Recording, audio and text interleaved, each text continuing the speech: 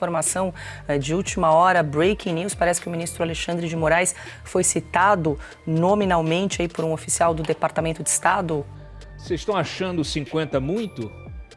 Pois o Brasil corre o risco de levar uma sobretaxa de 500%. Por quê? Por colaborar com a Rússia na guerra contra a Ucrânia. Peraí, mas o Brasil está ajudando a Rússia? No ano passado fechou com mais de 8 bilhões de dólares em compras, 8 bilhões de compras em diesel e mais 8 de óleo bruto da Rússia. Isso ajuda, claro, o regime russo, ajuda a guerra, financia a guerra. Sejam bem-vindos, o meu nome é Bruno, deixe o seu like e inscreva-se no canal.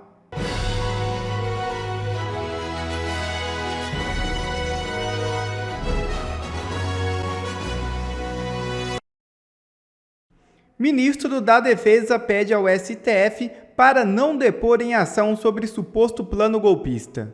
Solicitação foi encaminhada nesta segunda-feira. O ministro da Defesa, José Múcio Monteiro, pediu ao ministro do Supremo Tribunal Federal, Alexandre de Moraes, para ser dispensado de prestar depoimento como testemunha no processo que apura a suposta tentativa de golpe de Estado após as eleições de 2022. O pedido foi encaminhado pela Advocacia Geral da União, que representa Múcio. No documento, o ministro diz que não tem conhecimento sobre os fatos investigados e, por isso, não poderia contribuir com informações relevantes. A audiência com José Múcio está marcada para a próxima terça-feira, 22. A verdade é que José Múcio está fugindo de prestar depoimento no STF para não se indispor com Alexandre de Moraes e com o governo Lula. Múcio já disse várias vezes publicamente que o 8 de janeiro não foi uma tentativa de golpe. Agora está com medo de dizer isso cara a cara com Moraes. Mais um covarde com medo de enfrentar os ditadores. STF se cala sobre nova nota do governo Trump. É isso mesmo. Corte não quis se manifestar a respeito de post de subsecretário. O Supremo Tribunal Federal informou que não vai comentar a nota mais recente do governo Donald Trump que envolve a corte. Darren Beattie, subsecretário de Estado para Diplomacia Pública e Assuntos Públicos dos Estados Unidos, publicou um post no X na qual cita nominalmente o ministro Alexandre de Moraes e o governo Lula. De acordo com o subsecretário, o juiz do STF e o petista atentam contra a liberdade de expressão no Brasil. Por isso, Trump baixou tarifas no país. Abre aspas. Tais ataques são uma vergonha e estão muito abaixo da dignidade das tradições democráticas do Brasil. As declarações do presidente Trump são claras. Estaremos observando atentamente. Fecha aspas. Publicou o subsecretário. Ana Paula Henkel trouxe a informação em primeira mão na Revista Oeste. Veja o vídeo. Vou chegar aqui com a Ana, porque tem informação de última hora, breaking news, parece que o ministro Alexandre de Moraes foi citado nominalmente aí por um oficial do Departamento de Estado. Conta mais detalhes pra gente, Ana. Exatamente, Paula. Ele foi citado através da conta, aliás, ele foi citado da maneira correta por carta, mas agora anunciado na conta oficial do gabinete do subsecretário de Diplomacia Pública do Departamento de Estado dos Estados Unidos. E aí a conta diz o seguinte: o presidente Trump enviou uma carta impondo consequências há muito esperadas à Suprema Corte de Moraes e ao governo Lula por seus ataques a Jair Bolsonaro, à liberdade de expressão e ao comércio americano. Tais ataques são uma vergonha e estão muito aquém da dignidade das tradições democráticas do Brasil. As declarações do presidente Trump são claras. Estaremos observando atentamente. Eu fui então pesquisar quem é esse subsecretário, porque eu confesso que eu não ouvia, não sabia quem era, e fiz as minhas pesquisas aqui. É o Darren Beattie, e uma pessoa que já trabalhou com o governo americano. Não usei o telefone vermelho não, tá?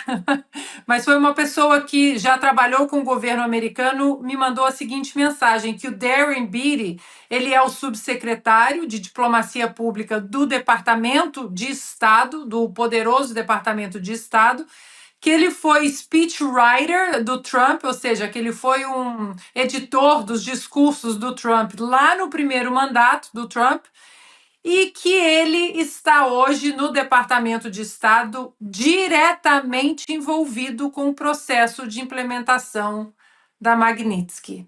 Essa foi a mensagem que eu recebi aqui, Paula. E o Brasil será sancionado em 500%. É isso mesmo. Veja o vídeo e entenda. Nós tivemos aqui um senador republicano, não é qualquer senador, o Lindsey Graham, que é um aliado do Donald Trump, tá? Ele dando uma entrevista para a CBS, ele disse o seguinte: vocês estão achando 50 muito? Pois o Brasil corre o risco de levar uma sobretaxa de 500%. Por quê? Por colaborar com a Rússia na guerra contra a Ucrânia. Peraí, mas o Brasil está ajudando a Rússia? Eu me lembrei agora de um artigo que eu escrevi nos primeiros meses do governo Lula, que o Lula já tinha decidido, já tinha optado por um lado do conflito, que era o lado russo, o lado do Vladimir Putin, e vinha com aquela retórica de neutralidade, basófia, para enganar os outros. E ficou muito claro. Mas por quê? Depois de tanto tempo, os Estados Unidos começam a despertar para isso. Tem tudo a ver com todo esse contexto. Pouca gente sabe, mas o Brasil se tornou, em 2 anos, em apenas 2 anos, o maior importador do diesel russo no mundo. Isso tem questões de preço envolvidas, porque com a guerra, né, com a invasão russa da Ucrânia, a União Europeia também impôs sanções. Olha aí, será que a União Europeia está invadindo a soberania russa? Seus hipócritas. O sistema internacional funciona a partir disso, a partir de interesses nacionais. Se o meu vizinho tá fazendo algo que é contra o meu interesse nacional, a minha visão de mundo, os meus interesses internos, econômicos, políticos, os meus valores, eu vou impor sanções a esse país. As sanções valem nessa via direta e também na indireta, porque essas sanções, elas se estendem aos meus parceiros que negociam com aquele país que começa a sair do eixo democrático. É o que acontece com a Venezuela, por exemplo, com Cuba há muitos anos, com o Irã também, esse Irã nuclear. Então nós temos hoje uma situação em que a Rússia é sancionada pela União Europeia. O que aconteceu? A União Europeia consome muito, o diesel parou de consumir o diesel russo. Aí o que acontece com o preço do diesel russo? Pum, cai, despenca. Aí a Petrobras, aqui as refinarias brasileiras vão lá na Rússia comprar. É quase um mecanismo de mercado. É oportunidade. Vão lá comprar barato para vender mais barato aqui, segurar até o preço. Enfim, o que acontece? O Brasil salta 700%, ele aumenta o consumo em 700% e se torna, no ano passado fechou com mais de 8 bilhões de dólares em compras, 8 bilhões de compras em diesel e mais 8 de óleo bruto da Rússia. E isso ajuda, claro, o regime russo, ajuda a guerra, financia a guerra indiretamente. Essa carta não estava na mesa. O Brasil estava fazendo isso sob a observação, né? Sobre, vamos dizer assim, o radar, estava no radar dos americanos, mas até então não acontecia nada. Tudo bem, deixa lá consumir. Só que quem era o principal vendedor de diesel para o Brasil antes? Os Estados Unidos. Então o Brasil abandona os Estados Unidos e começa a consumir da Rússia, em vez de negociar. Começa a consumir da Rússia, e aí agora, dentro desse novo contexto de BRICS, contexto de alinhamento, contexto de ataque ao dólar, é óbvio que o ataque ao dólar, aliás, eu convido vocês a responder aqui a enquete, você não acha que o ataque ao dólar como moeda padrão é uma declaração de guerra aos Estados Unidos? É óbvio, para mim é. Como a Júlia bem colocou aqui, é óbvio. Você vai no coração do modelo. Tanto é que eu, lá atrás, quando começou essa guerra tarifária, eu falei, não é uma guerra tarifária, eu, Ari, a gente comentou sobre isso aqui, é uma guerra monetária. Uma guerra monetária. É disso que se trata. Então nós temos hoje uma situação em que tudo que o Brasil fazia, vamos dizer assim, fora ali das 4 linhas, tudo que os Estados Unidos deixava o Brasil fazer, deixa lá, ele não tá incomodando ninguém. Agora tudo isso vai virar motivo para sanções. Então, nós estamos sob sanções. Elas só começaram. Então tá aí. A declaração, eu quero que vocês assistam a declaração e eu vou passar a palavra para o nosso querido JH. Por favor, Júlio, se o Marcília voltar, me avisa. Congress is on the verge of passing the most consequential sanction package in the history of the country. It will give President Trump tools he doesn't have today, a literal sledgehammer. And the big offender here is China, India, and Brazil.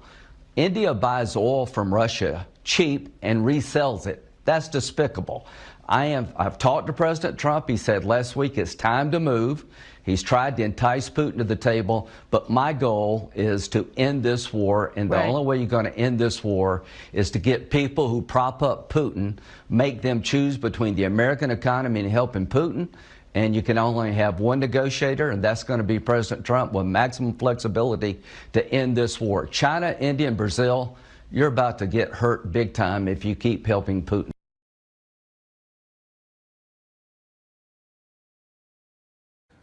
Aí, tá muito claro. O jogo é bruto. Quem tem as cartas? O Brasil não tem as cartas. Aliás, eu vi um meme ótimo, era o Fusquinha com a carreta com a bandeira dos Estados Unidos e o Fusquinha com a carreta com a bandeira do Brasil um indo contra o outro. Quem você acha que vai sair da frente? Ou que será atropelado, destruído, massacrado? E aqui não se trata de ficar, você é trumpista. Não. É que a irresponsabilidade de um governante, ele sacrifica a nação. A irresponsabilidade de Lula está sacrificando o Brasil inteiro. Inteiro. André Marcília. Agora sim. Não fica me elogiando não, vai logo para tua análise, porque eu não sei quanto tempo dura. Vou falar que nem o Enéas, tenho 15 segundos para falar e vou dizer tudo. Olha, Dantas, eu acho que isso daí, tudo que está acontecendo com o Brasil, tem a ver e não tem a ver com a economia, né? Então, assim, é só econômico assim na raiz. Quer dizer, uma questão, o Lula falou do BRICS, então tomou uma reação. O Brasil não está equiparado economicamente, então tomou uma tarifa. Não é tão, a meu ver, tão simples assim, não está nessa superfície.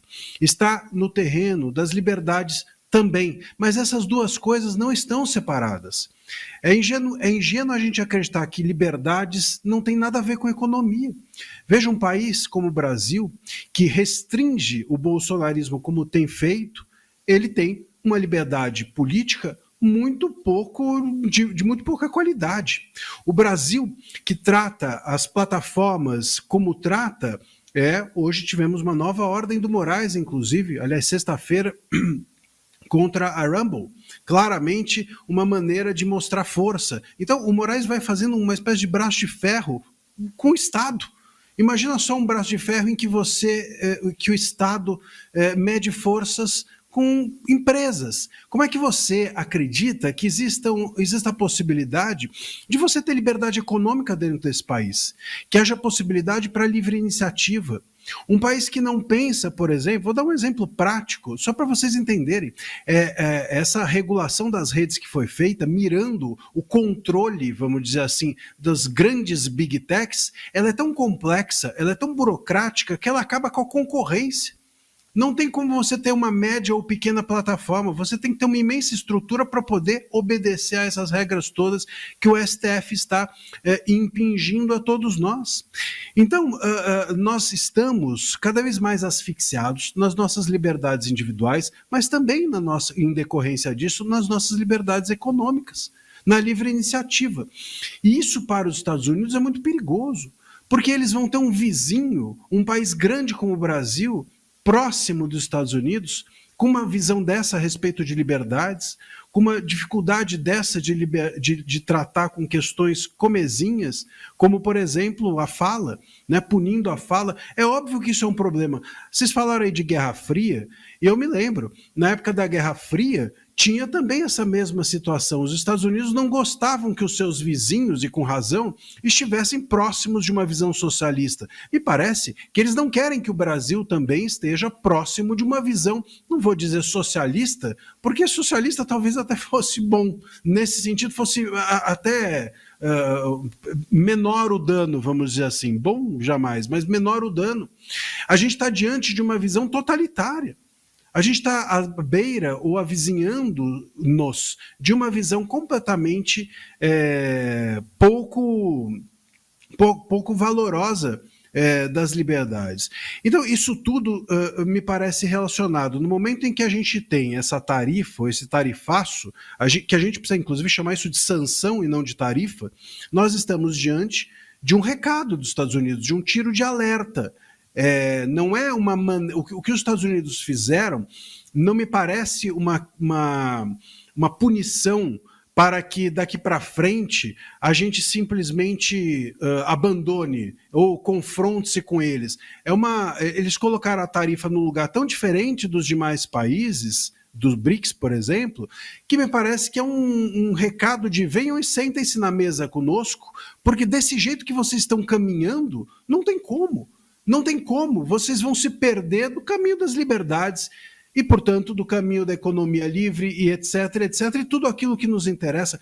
Por exemplo, as redes sociais, quando houve a suspensão do X aqui no Brasil, o Senado fez uma audiência pública com uma projeção de que a perda sem as redes sociais dentro do Brasil, a perda era de bilhões, uma coisa absurda. Claro, as plataformas hoje são guarda-chuvas de negócios. As pessoas hoje não apenas se manifestam lá dentro, elas vendem, elas compram, elas se relacionam com outros países. Então, a gente precisa entender isso.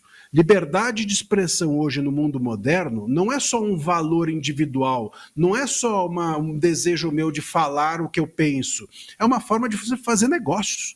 Se você não pode ter liberdade de expressão, se você tem plataformas cooptadas ou controladas, você não tem liberdade comercial. E esse é o recado. Então, os Estados Unidos eles estão preocupados com a economia, mas não é com a economia, imagino eu, do Lula falar besteira. Porque se o Lula falar besteira fosse algo importante para sermos tarifados, eu acho que nunca deixaríamos de sê-lo. O ponto não é o Lula o ano que vem vai embora. O ponto é que nós estamos nos estruturando para um país que não tem liberdades e desestruturando a nossa democracia a partir de uma construção de tirania do Supremo aliado a um puxadinho do Executivo. Isso preocupa os Estados Unidos e porque, sim, isso resulta em uma perda relevante de liberdade econômica. JH. Concordo em muito aqui do que o André falou, inclusive, é bom lembrar que quando a Inglaterra virou potência, uma das medidas que ela tomou para aumentar seus mercados era justamente promover a liberdade, inclusive o final da escravidão. O capitalismo ele prospera nesse cenário de maior liberdade, mas eu não acho que é só comercial aqui. Eu estou numa opinião entre a Júlia e entre o André. Acho que não é nem só comercial, nem só uma questão de liberdade. Como o André bem colocou, isso aqui é quintal. O Brasil é quintal. E a pergunta que eu sempre faço para as pessoas que estão achando que pode ser comercial ou uma questão mais específica do Supremo é o que o Brasil pode oferecer para os Estados Unidos? Essa é a grande diferença quando a gente olha a cartinha do Brasil, cartinha da China, do Japão, etc., em relação aos outros países. Por isso que foi bem colocado, a tarifa aqui em relação ao Brasil não foi tarifa, foi uma sanção. O texto da carta é um texto de sanção, um texto falando, não estou gostando do que você está fazendo e, portanto, estou te tarifando. É muito diferente dos países que possuem déficit comercial. Então, no caso da China com os Estados Unidos, no caso do Japão com os Estados Unidos, do México com os Estados Unidos, o que o Japão tem a oferecer? Os Estados Unidos claramente quer tentar equilibrar suas relações comerciais. Não é o caso do Brasil. Então, esta é a resposta difícil de se dar. O que o Brasil tem a oferecer para os Estados Unidos, especialmente com esse governo. Se você falar que é mais comércio, os Estados Unidos já são superavitários com a gente. Vai trocar governo? Isso seria uma ingerência muito grande. Então, essa é uma resposta difícil de dar hoje, que eu acho que torna as negociações mais complicadas. O que eu estou vendo, viu o vídeo do Lindsey Graham, que, por sinal, um senador super hawk da Carolina do Sul. Se vocês querem saber o pior que pode acontecer, tem que escutar o Lindsey Graham, que ele dá um norte de para onde as coisas podem ir. Se está 50 e for que pode ir para 500, acho que é um bom norte de escutar. O que está acontecendo hoje o Brasil, desde que o Lula assumiu, está construindo um distanciamento do bloco ocidental. Eu acho que falar em mundo multipolar, sul global, acho que isso é uma bobagem. O mundo hoje ele é bipolar. Você tem Estados Unidos de um lado, liderando as potências ocidentais, e você tem Rússia e China do outro, liderando as ditaduras totalitárias. A Júlia até citou que existem países autoritários que os Estados Unidos negocia. Veja, aqui não é qualquer país, a gente está falando do quintal dele. A gente não consegue citar na América um país que se tornou autoritário e a esquerda que os Estados Unidos não isolou. A gente vê Cuba, que hoje está numa miséria até hoje, a gente vê Venezuela, e a gente vai seguir pelo mesmo caminho, que é o caminho da Venezuela, o caminho de Cuba, se a gente continuar se isolando desse bloco ocidental. É ingênuo achar que o Brasil pode se dar o luxo de ficar em cima do muro, não pode, e é ingênuo achar que o Brasil pode se alinhar de graça à China e à Rússia, estando no mesmo continente que os Estados Unidos da América. E é mais ingênuo ainda, e aí eu só queria entrar num outro assunto, Cláudio, que eu acho super importante, é mais ingênuo ainda quando a gente escuta analistas falar, não, mas o principal parceiro comercial é a China e, portanto, a gente precisa se alinhar 100% à China. Calma lá.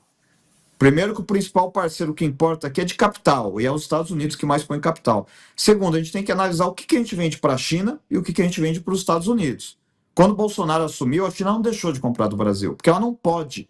O Brasil vende, entre aspas, simplificando, comida para a China. Não tem quem produz comida em quantidade igual o Brasil produz, e a China precisa de comida, senão vai ter um mega problema interno no seu regime.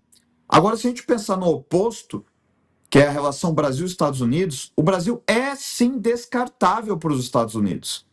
Então, se alinhar à China vai custar caro, porque os americanos podem descartar a gente. Agora, se alinhar aos americanos pode implicar em reclamações da China, mas não descarta, porque a China precisa comprar.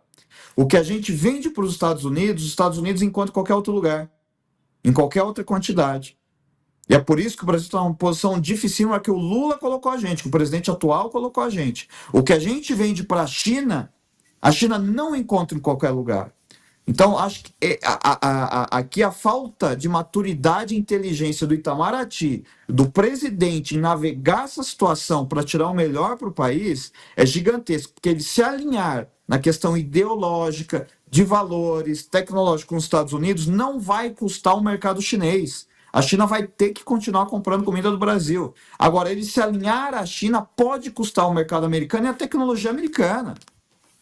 Acho que a gente está inserido numa Segunda Guerra Fria e o Brasil não pode ficar em cima do muro. É tão simples quanto isso. Itamaraty pode espernear que a gente tem que ser neutro, mas não dá.